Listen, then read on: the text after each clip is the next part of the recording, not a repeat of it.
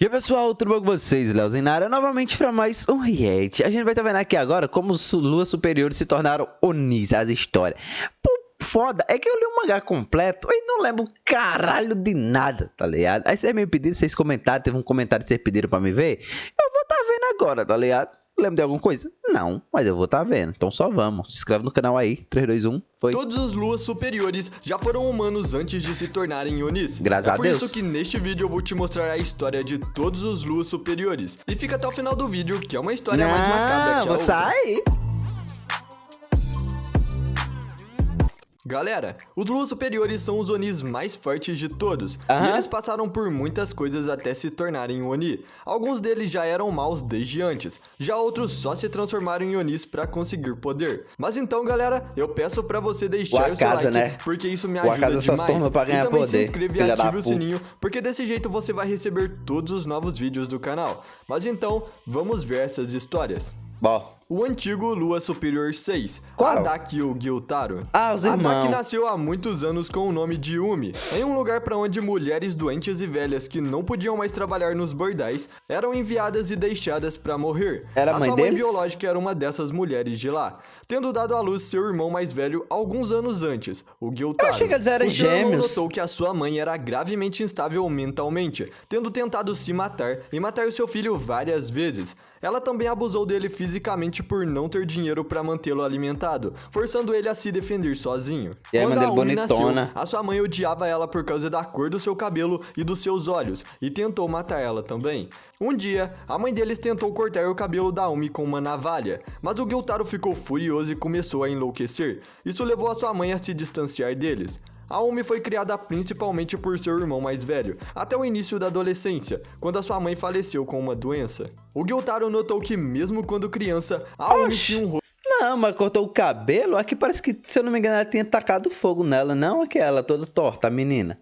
Não entendi, mano. O Gyutaro ficou furioso e começou a enlouquecer. É por causa de cortar o sua mãe cabelo? a se distanciar deles. A Umi foi criada principalmente por seu irmão mais velho, até o início da adolescência, quando a sua mãe faleceu com uma doença. O Gyutaro notou que mesmo quando criança, a Umi tinha um rosto incrivelmente bonito. É claro. Ela era tão bonita que se sorrisse receberia coisas. Isso deu a ele a esperança de que os dois poderiam sair da pobreza e levar uma vida melhor, sendo escolhidos para trabalhar em um dos bordéis mais prestigiosos do distrito. E assim como ele esperava, a Umi, em seus primeiros anos de adolescência, foi finalmente escolhida para trabalhar em um dos bordéis de alta classe do distrito. Ela começou a receber educação adequada e teve dinheiro para comer os melhores alimentos. Graças a Umi Deus. já tinha começado a fazer fortuna, atraindo muitos pretendentes e clientes pro Nick? Eu não lembro. por causa da sua beleza. Ao mesmo tempo, o seu irmão mais velho começou a trabalhar como seu coletor e recebia o dinheiro e dívidas com o bordel. No entanto, tudo isso acabou quando a Umi arrancou o olho de um samurai,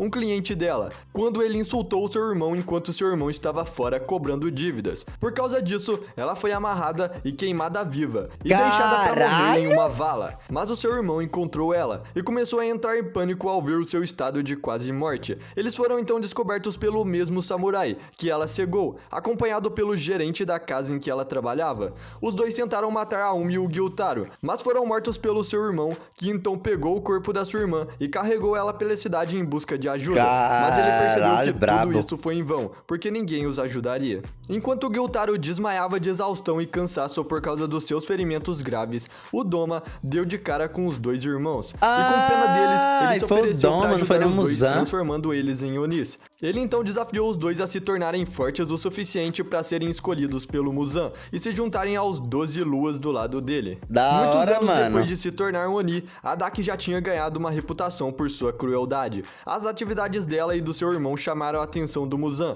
que reconheceu a sua força e poder e oficialmente permitiu que eles se juntassem aos 12 luas, e os dois receberam a classificação de Lua Superior 6. Boa, o Lua Superior 6, o Kaigaku. O Kaigaku era um órfão e um ladrão que tinha que comer restos e roubar para sobreviver. Ele era um dos órfãos de quem o Gyomei Himejima cuidou no seu templo.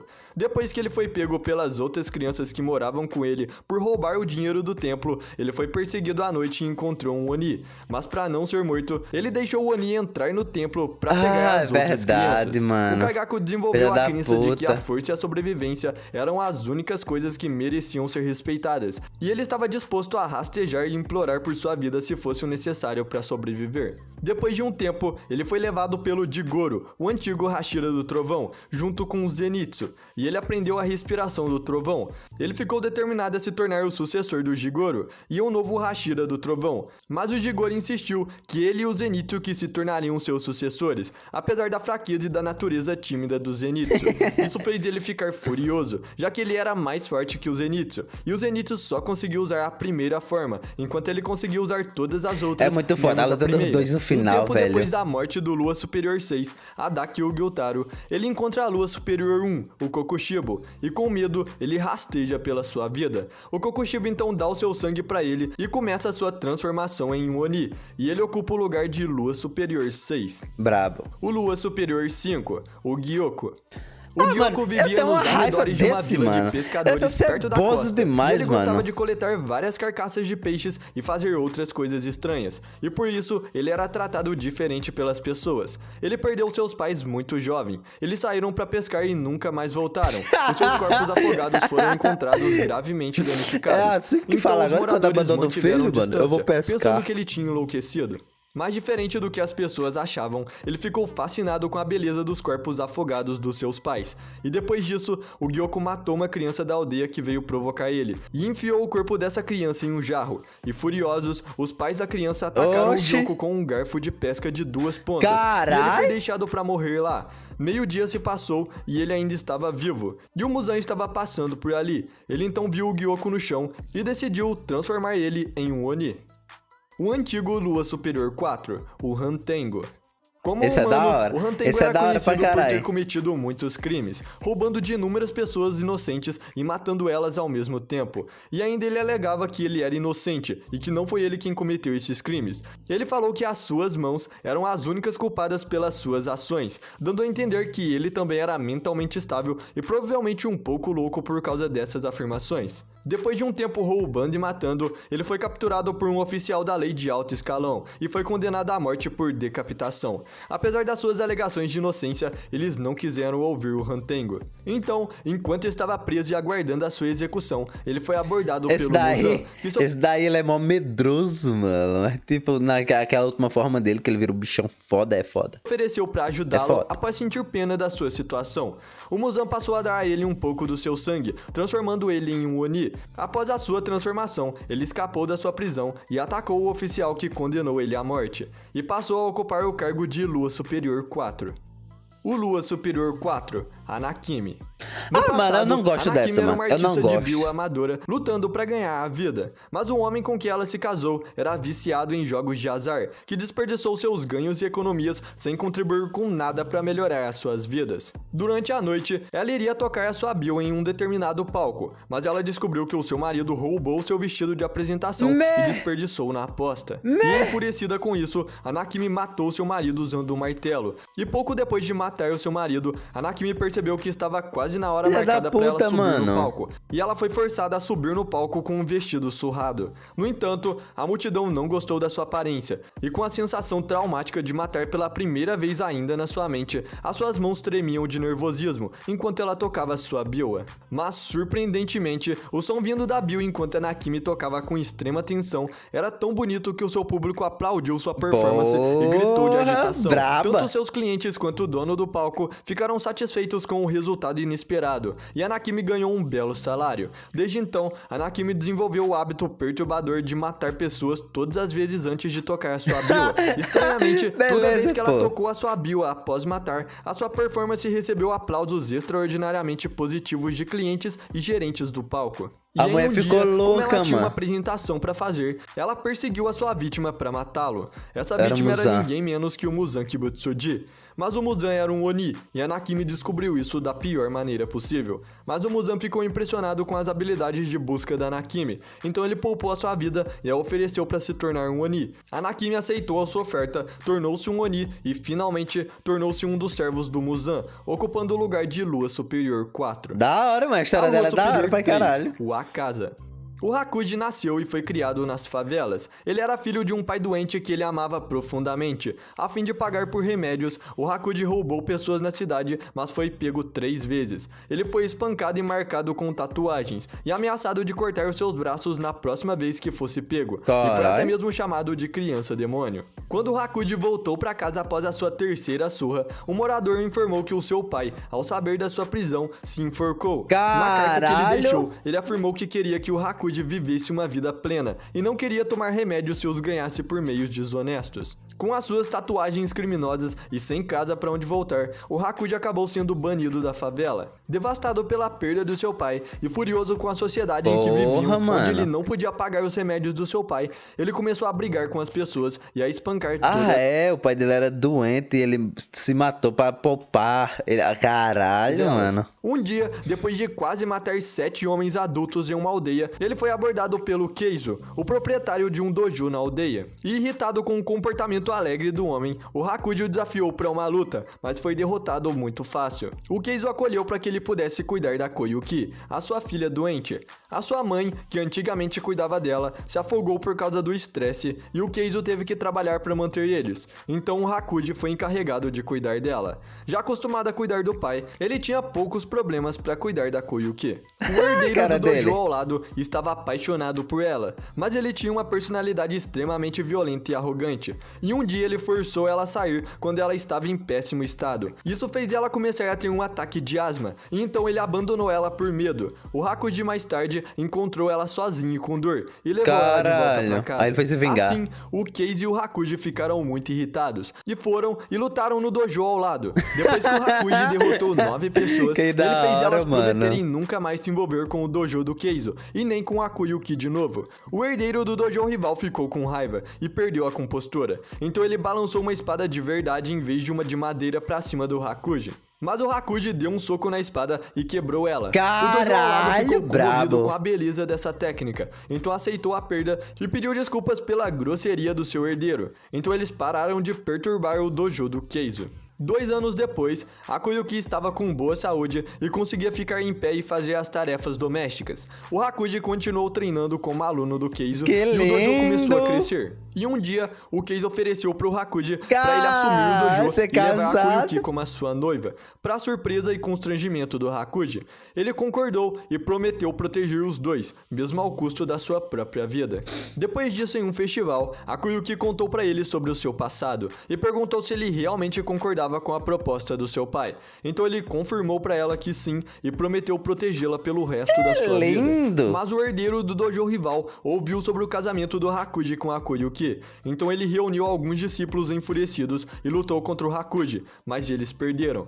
Depois disso, o Hakuji fez uma viagem para visitar o túmulo do seu pai e para contar para ele sobre o seu casamento. Mas quando estava voltando, ele percebeu que algo estava errado. E no caminho, um aluno do dojo informou que o dojo rival tinha envenenado o poço de onde a Koyuki e o Keizo bebiam água. Mano. Os dois morreram pouco depois de beberem aquela água enquanto o Hakuji estava fora.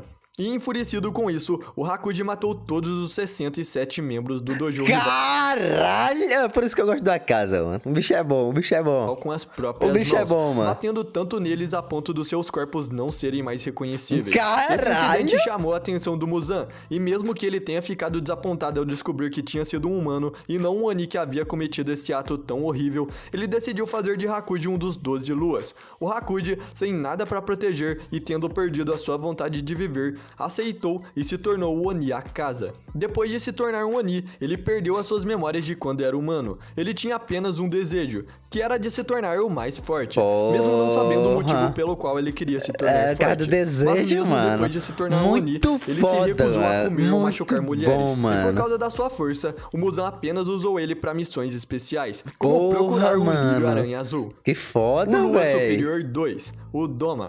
Por causa dos seus belos olhos da cor do arco-íris e os seus cabelos brancos naturais, o Doma foi visto como um ser sobrenatural desde o nascimento, e foi preparado para se tornar o líder religioso do culto da fé do paraíso, uma posição que ele manteve até os dias atuais. Quando ele ainda era uma criança, a sua mãe teve um colapso mental e esfaqueou seu pai até a morte por ter vários casos com muitas outras discípulas do culto, e ela se matou imediatamente depois, envenenando-se até a morte. Carai. No entanto, apesar dessa série de eventos cansativos acontecendo bem na sua frente, o Doma apenas se sentiu incomodado com a bagunça sangrenta criada e sentiu nojo do cheiro de sangue. Ele simplesmente Ah, da hora, né? Ele tá relacionado com o Inosuke também. Ele tá relacionado com o Inosuke. Olha lá ele ali, ó. Ele ali com a mãe dele. queria arejar o quarto antes que o fedor grudasse permanentemente nos móveis. Ele não sentiu nada por perder os seus pais. E aos 20 anos, ele conheceu o Muzan Kibutsuji, que o transformou em um Oni.